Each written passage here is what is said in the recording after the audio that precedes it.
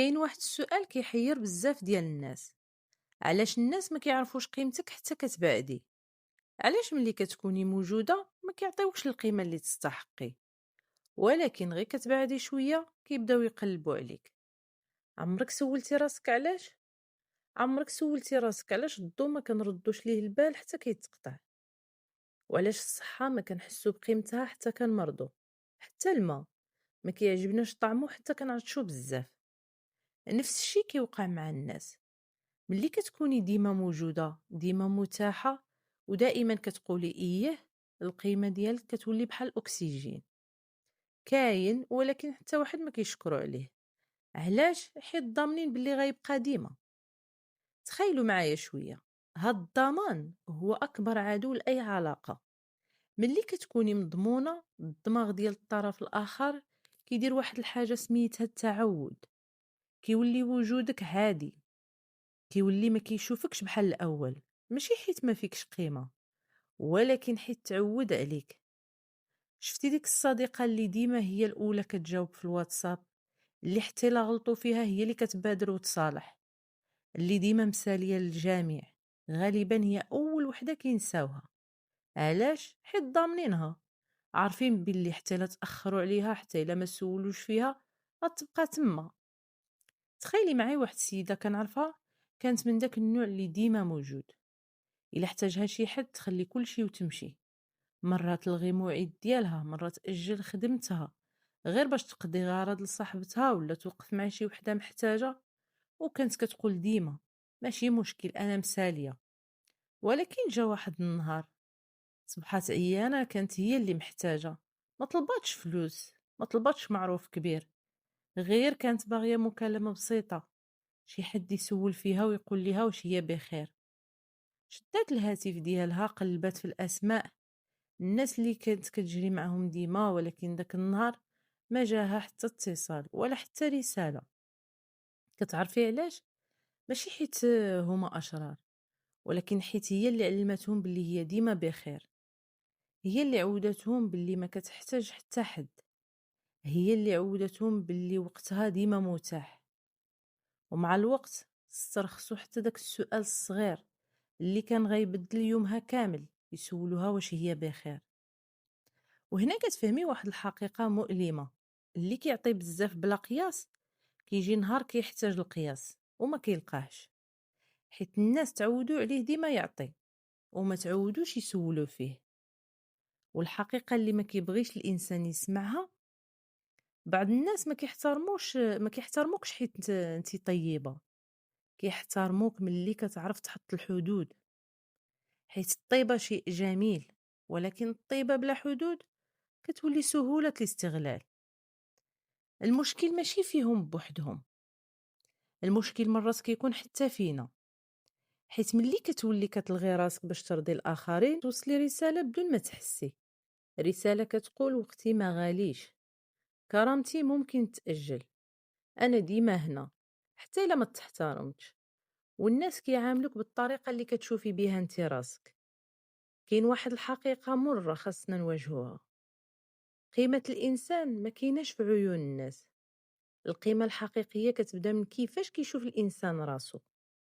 كاين واحد الفكر رزين كيقول الحاجة الوحيدة اللي كتملكيها بصح هي نفسك، أي حاجة أخرى كلام الناس حبهم تقديرهم كلها حاجات ماشي تحت السيطرة ديالك.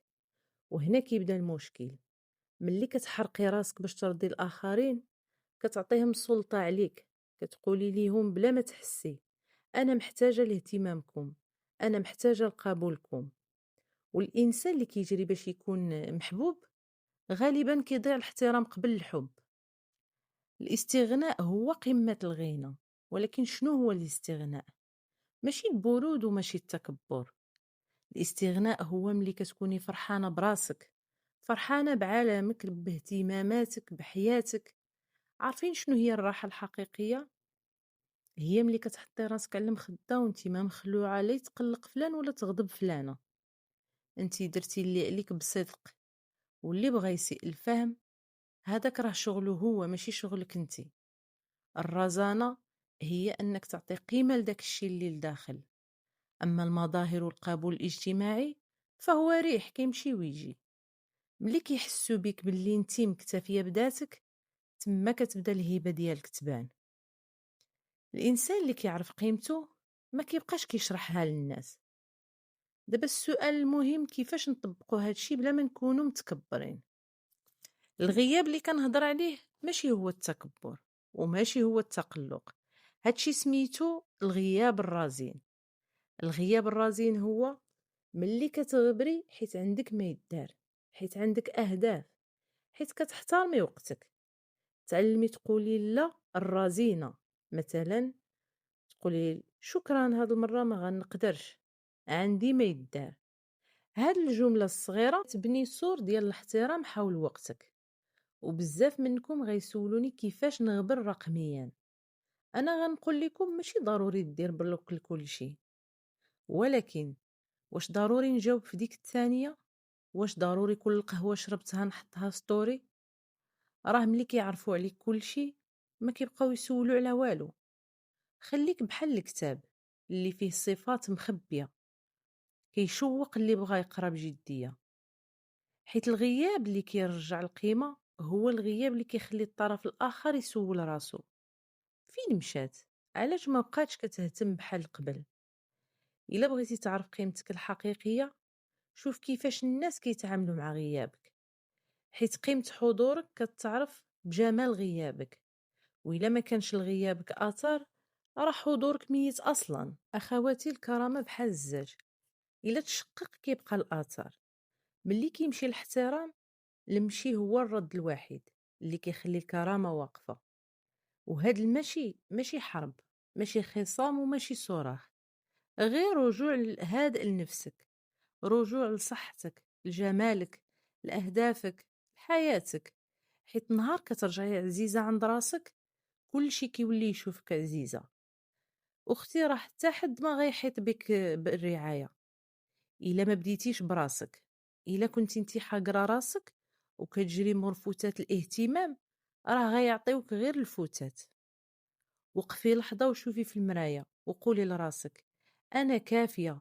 راه هاد الكلمة بوحدها كفيلة تبدل حياتك. تذكري حاجة وحدة، بعض الناس ما كيعرفوش قيمتك حتى يحسوا بإمكانية فقدانك. وأحيانا أفضل طريقة باش يعرفوك هي أنك ببساطة تمشي. إلا وصلتي لهنا كنتمنى هاد الهضرة تكون خفيفة على قلبك. وإلا عجبك هاد المحتوى في بودكاست ما لم يقال، كيشرفني تنضمي للعائلة ديالنا بالاشتراك في القناة وتدعمي الحلقة بإعجاب. شكرا حيت عطيتيني من وقتك، ونتلاقاو في حلقة جديدة من ما لم يقال. وحتى داك الساعة تهلاي في راسك، حيت انتي فعلا تستاهلي.